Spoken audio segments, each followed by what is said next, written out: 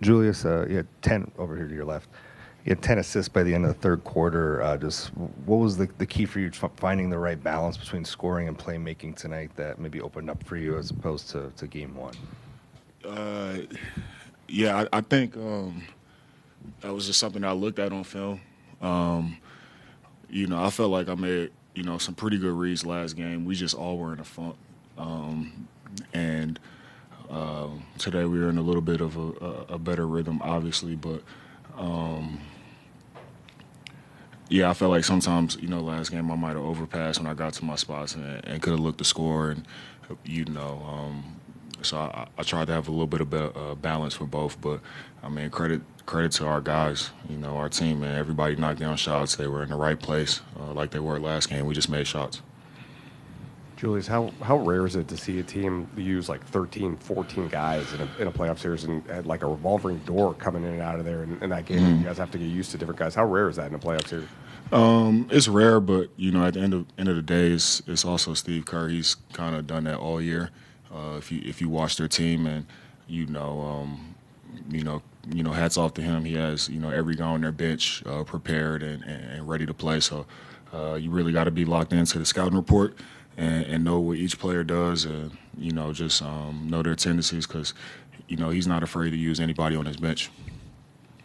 Julius, it was really night and day last game versus this game. Do you guys feel like you were overconfident at all last game, especially coming off such a great win against the Lakers and the Golden State Warriors struggling? No, I don't think we were overconfident. I think we were rusty. This is not the team to be overconfident versus. They're a championship team. They have championship DNA. We've said that from the beginning. So if we want to win this series, we're going to have to, take every game seriously, and we're going to have to win every game. It's not going to be handed to us. So we know who they are and what they're about from top to bottom. And, we just got to continue to, put ourselves in a position to win, because they're not going to beat themselves. Julius, what does it do for you guys when Nikhil is knocking down shots the way he was tonight? It does exactly what it did tonight. It opens the game up, opens the floor up. Kill, he's a huge part of our team. He has been all year. And, obviously he's, struggled a little bit with his shot, but he does so many different things for our team other than just shooting the ball intangibles. And, he works his butt off every single day. He's the first one in the gym every single day. So when somebody works like that, it's only a matter of time before things turn around. And, he stays, true to who he is and continues to work, and has a game like, he had tonight. So hopefully he can keep building on it, because when he does that, like I said, it's huge for our team.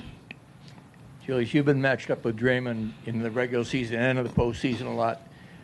What kind of mental makeup does it take going in knowing a guy that plays defense as well as he is, but also is kind of a provocateur, trying to get inside your head, inside of the team's head? I don't know. I got a lot of respect for Dre. What he's done in his career, just who he is as a player, and what he means to that team. So I've never really experienced any of that. With him, it's always been a mutual respect, between us. But no matter who it is, I try to focus on our team. I don't really try to focus on, the other player, what the opposing team is doing necessarily when it comes to those things. What do you have to do to have success against him when you're matched up with him? You just got to make him work, on both ends of the floor. He's, obviously a gifted passer and playmaker on the offensive end on the floor. So you got to make him work. And then defensively, he's all over the floor. So, just continue to, try to, make him work, put him in multiple actions, run the floor, crash the glass, anything to make him exert, a high amount of energy. He's no different than any other great player in this league. Julius, Coach Finch said before the game he felt like the team was stewing in game one, as in unhappy, but he kind of liked that you guys were. What was kind of the last just 2 days like, mood-wise, going through practice, going through shoot-around, and the way you guys wanted to bounce back tonight? Yeah, he cussed us out pretty well. He was unhappy, and, he let us, know he was unhappy, and we felt that. We were pretty motivated as a team, and, the thing I like about Finch is, personally for myself, he can coach me hard, and I might not like it in the moment, or whatever it is, but I love, that he can challenge me like that. The other day we were in the film room, he challenged me multiple times on things that he saw from an effort standpoint. So I want to make a point to come out and prove and play with a high amount of energy, high amount of effort, and respond to that challenge, not really necessarily take it personal. Yeah, absolutely. I just had to get that out. I had to get that out. For me, being frustrated. Obviously, he was frustrated. Start the quarter myself personally for with 2 turnovers and whatever was going on with our team. And me being a competitor, I want to stay out there. Kind of right the ship, but it didn't necessarily go like that. But I was a little hot, but.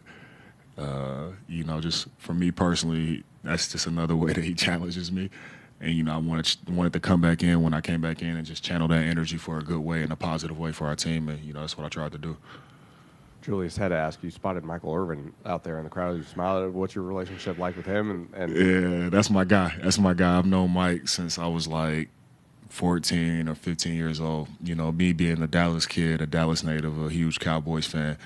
Growing up watching Mike, growing up watching Primetime Deion. I used to play with Deion's son, so I used to go to Deion's house all the time, and he was a great mentor of mine at a young age. And then Mike, I went to school with his son in high school, so he used to come to my games in high school and be around all the time. So I've known Mike, forever. So that's like family, and for him to come to Minnesota and come to a game, that's a pretty cool thing, pretty big deal. So it was amazing seeing him.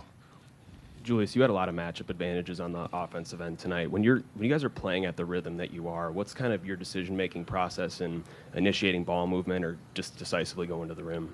I just read what the defense is doing. It's pretty simple. To be honest, if they're going to double team me or play in the gaps and create for my teammate and just be patient in that. And if they're not going to do that and take my time and play me one-on-one, then get to the lane, make a shot.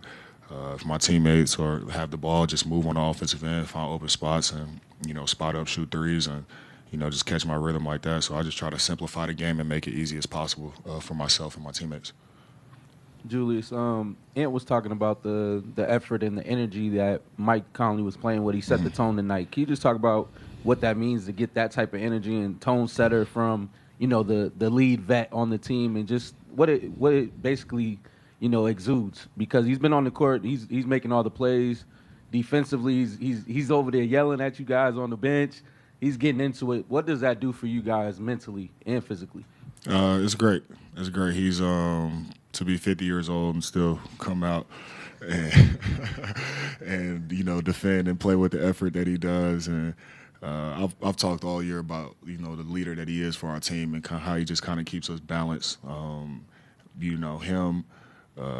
Joe Ingles, those guys are guys that you don't necessarily, it might not even show up in the box sheet, and Mike, Mike, it might not necessarily show all the time and numbers and all that different type of stuff, but who he is for our team as far as a veteran, how he's able to, pull me to the side, how Joe's able to pull me to the side in a moment like that when I'm frustrated in the third quarter and, keep me level-headed, let me get my frustration out, but keep me level-headed and know that, all right, when we get back in the game, go to work, and, keep the main thing, and, he keeps me focused. So, those guys are huge for our team, and a lot of the stuff that they do goes unnoticed, or you guys, because you're watching the game, you might not necessarily know, but, behind closed doors, on the bench, on the plane, those guys are huge for us.